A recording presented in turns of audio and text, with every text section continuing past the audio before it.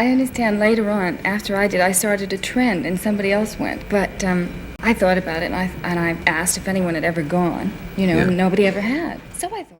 For over 40 years, the official story of Natalie Wood's death was that it was a tragic accident. A Hollywood icon, terrified of the water, gone in an instant. But that story never really added up.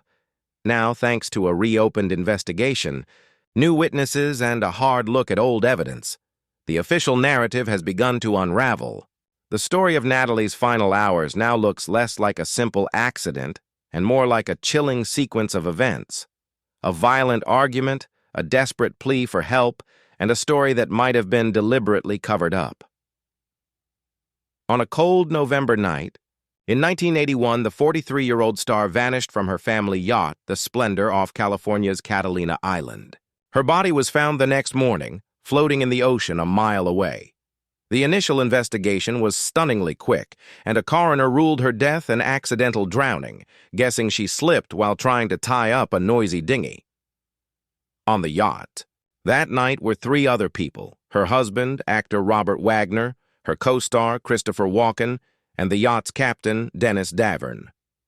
For decades, what they told police was the official story. But that story was always full of holes. Now, things have changed. The Los Angeles County Sheriff's Department considers her death suspicious. The coroner's office amended her death certificate to drowning and other undetermined factors, pointing to bruises on her body that may have been inflicted before she ever hit the water. Most importantly, the man she was married to, the last person to see her alive, Robert Wagner, has been named a person of interest. Investigators say his story has shifted over the years and doesn't line up with other accounts. Since the case was reopened, he has refused to speak with them. This is no longer a cold case about a tragic accident. It's an active, ongoing investigation, and the questions it raises point to a dark story of jealousy, rage, and a cover-up that held for decades. To understand the tragedy of Natalie Wood's death, you have to understand the brightness of her life. Born to Russian immigrant parents, she was pushed into the spotlight by an ambitious mother before she could even write her name. She became a superstar at just 8 years old, stealing scenes as the skeptical little girl in the holiday classic Miracle on 34th Street. She was one of the lucky few who actually made it as an adult star. As a teenager, she earned her first Oscar nomination for her raw performance opposite James Dean in Rebel Without a Cause. That was followed by a string of roles that defined a generation. She was Maria in West Side Story, the tormented Deanie Loomis in Splendor in the Grass, and the irrepressible gypsy Rose Lee. By her mid-20s, she had 3 Oscar nominations and was one of the biggest stars in the world. She was the definition of Hollywood glamour: beautiful, talented, and adored. But beneath that polished surface, Natalie carried a deep, lifelong terror of dark water. It was a phobia so intense she reportedly couldn't even bring herself to swim in her own pool. Her sister, Lana Wood, even claimed their mother once told Natalie a dark prophecy, that she would die in dark water. This wasn't just some quirky personality trait. It was a powerful force in her life. The fear likely started during the filming of a childhood movie where a bridge she was on collapsed, plunging her into the water below. The incident left her terrified and with a broken wrist that never healed right. For the rest of her life, she famously wore a large bracelet to hide the protruding bone, a constant physical reminder of that trauma. Everyone who knew her knew about this fear. During Splendor in the Grass, director Elia Kazan had to practically beg a distressed Natalie to get into the water for a key scene.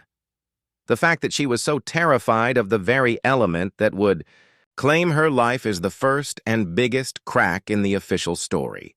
The idea that Natalie Wood would go out alone on a dinghy in the middle of a cold, choppy night, wearing just a nightgown and socks? For those who knew her best, it was simply unbelievable. The love story of Natalie Wood and Robert Wagner was pure Hollywood gold. She had a crush on him as a teenager, telling her mom she'd marry him one day. A studio-arranged date on her 18th birthday turned into a real romance, and they married in 1957, becoming Hollywood's golden couple. But the pressure of their careers was intense, and they divorced after 5 years. Rumors swirled, with some blaming an alleged affair between Wood and her co-star Warren Beatty. Others pointed to a more shocking claim that Wood had discovered Wagner having an affair with a man. They both moved on, married other people, and had children. But a decade later, after both of their second marriages ended, they found their way back to each other and remarried in 1972. To the public, it was the ultimate romantic reunion, a love story too powerful to be denied.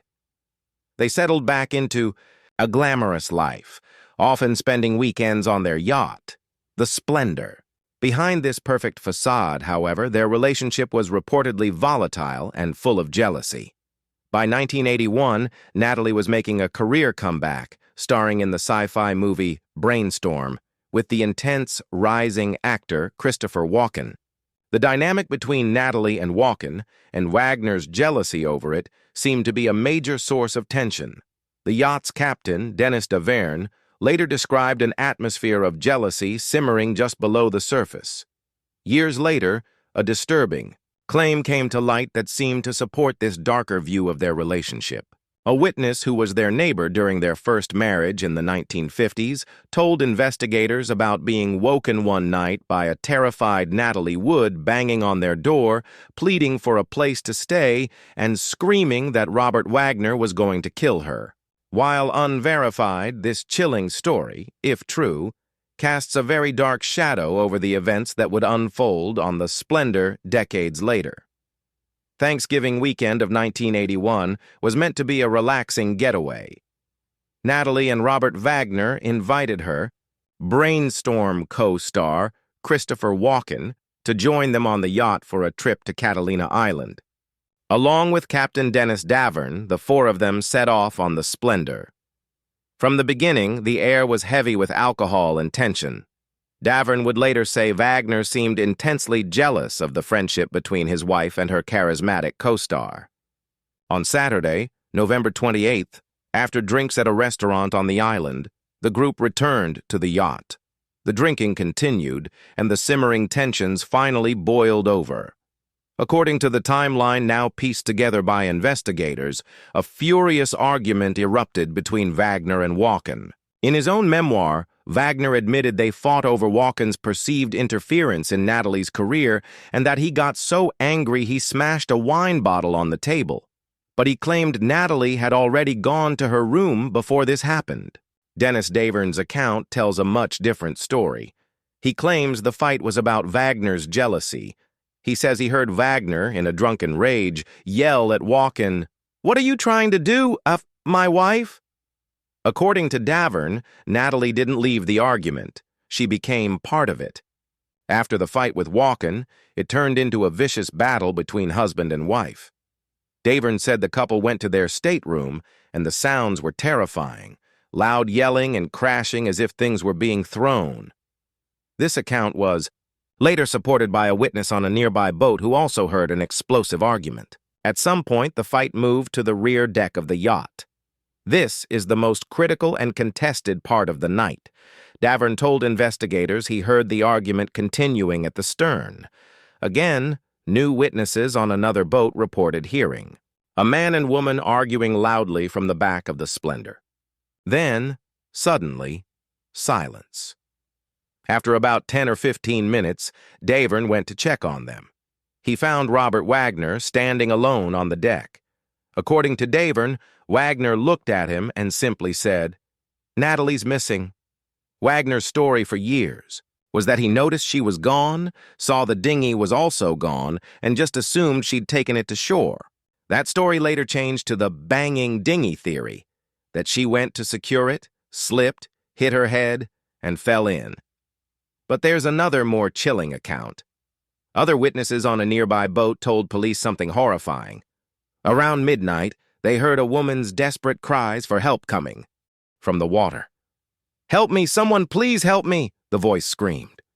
They said the cries went on for several minutes before fading into silence. An intense, violent argument ends.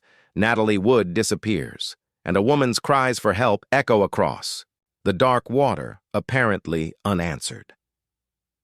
In the critical hours after Natalie vanished, a series of questionable decisions strongly suggested something was wrong. When Wagner told Dennis Davern his wife was missing, Davern's immediate instinct was to call for help, to turn on the yacht's searchlight and radio the Coast Guard. According to Davern, Wagner refused.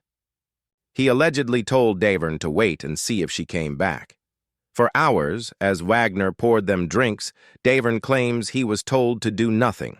The first call for help wasn't made until around 1:30 a.m., well over an hour after Natalie likely went into the water. The Coast Guard wasn't officially alerted until 3:30 a.m., a catastrophic delay. The next morning, Natalie's body was found floating face down, a mile from the yacht. She was wearing a down jacket over a nightgown and wool socks. The dinghy was found beached nearby. The initial investigation has since been heavily criticized. The coroner ruled the death an accidental drowning. The 24 bruises on her body and an abrasion on her cheek were explained away as injuries she got while trying to climb back aboard the boat. But this explanation was always a problem. Natalie was terrified of water and couldn't swim. Why? Would she try to manage a dinghy alone in the dark? Davern now alleges he was pressured by Wagner to stick to a unified story. He claims Wagner put him up in his home with a lawyer, controlling the narrative he gave to police. Christopher Walken cooperated with police and publicly supported the accident, ruling for years. The original detectives accepted the story. The investigation was closed in 2 weeks, but the questions never went away. Why the delay in calling for help? Why would Natalie be on the dinghy? And what about the bruises? For 30 years, the official story felt like a script, with the final pages ripped out. For 3 decades, that was that. But in 2011, the Los Angeles County Sheriff's Department dramatically reopened the case. The reason? Dennis Davern. The former captain came forward, consumed by guilt, and said he had lied to police. He co-authored a book, Goodbye, Natalie, Goodbye, Splendor, detailing the violent argument, Wagner's jealousy, and the deliberate delay in calling for help. He stated that he believed Robert Wagner was responsible for her death. This time, detectives looked at the case with fresh eyes, and what they found was stunning. In 2012, the L.A. County Coroner's Office amended Natalie Wood's death certificate. The cause of death was changed from accidental drowning to drowning and other undetermined factors. The new report was a bombshell. It concluded that some of the fresh bruises on Natalie's body, on her wrists, arms, and neck, could have happened before she entered the water. The report stated the bruises support bruising having occurred prior to entry in the water. This directly contradicted the original theory that she got the bruises from falling. Instead, it pointed toward a physical struggle, an assault. One of the new lead investigators, Detective Ralph Hernandez, looked at the autopsy photos and stated bluntly that Natalie looked like a victim of an assault. As detectives dug deeper, new witnesses emerged. They found credible people who were on nearby boats and confirmed hearing the loud, violent argument on the Splendor's deck. And they gave new weight to the accounts of witnesses like Marilyn Wayne, who had insisted for years that she heard a woman crying for help that night. Her claims, once dismissed, now fit into a new, disturbing timeline. A violent fight, followed by cries for help from the water, followed by a long, inexplicable silence from the Splendor. With each new piece of evidence, the old story of a simple accident crumbled. The investigation was no longer about a tragic fall, but about something far more sinister. And the focus turned to the one person at the center of all the inconsistencies, her husband. In 2018, the Los Angeles County Sheriff's Department officially named Robert Wagner a person of interest in his wife's death. It wasn't a criminal charge, but the message was clear. They believed he was central to the case and was withholding information. Lieutenant John Corina, one of the lead investigators, put it plainly in an interview. "As we've investigated the case over the last 6 years, I think he's more of a person of interest now," Corina said. "I mean, we know now that he was the last person to be with Natalie before she disappeared." Investigators pointed to several red flags. First, Wagner's story had reportedly changed over time, shifting from Natalie taking the dinghy on her own to the theory about her slipping while trying to secure it. "His version of events just don't add up," Corina said. Second, and most damningly, was Wagner's refusal to cooperate. Since the case was reopened in 2011, he has repeatedly declined requests to be re-interviewed. While that's his legal right, his silence has only fueled suspicion. For investigators trying to piece together a 40-year-old puzzle, the refusal of the last known person with the victim to speak with them is a major source of suspicion. The weight of the evidence, the amended autopsy suggesting a possible assault, new witnesses hearing a fight and cries for help, the captain confessing to a cover-up, and Wagner's own changing stories and silence, had transformed the case.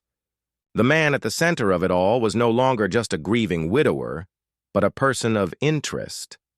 While no charges have been filed, the evidence gathered since 2011 points toward a chilling theory of what likely happened that night, a theory favored by the case's investigators.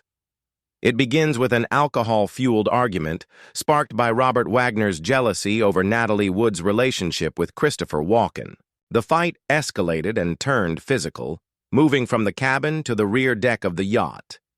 Investigators believe this is where the final confrontation happened. The fresh bruises on Natalie's arms, wrists, and neck are seen as evidence of a physical struggle, that she was likely being held, grabbed, or assaulted.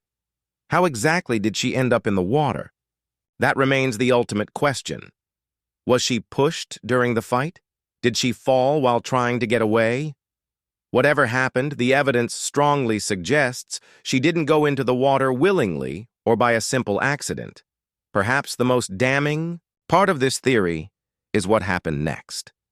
Even if she went into the water by accident during a fight, the evidence suggests a conscious decision was made not to rescue her. Multiple witnesses heard a woman screaming for help from the dark. Yet, no one from the Splendor responded. No searchlight was turned on. No immediate call was made to the Coast Guard. Instead, there was a fatal delay. Captain Dennis Davern has claimed Wagner told him to wait.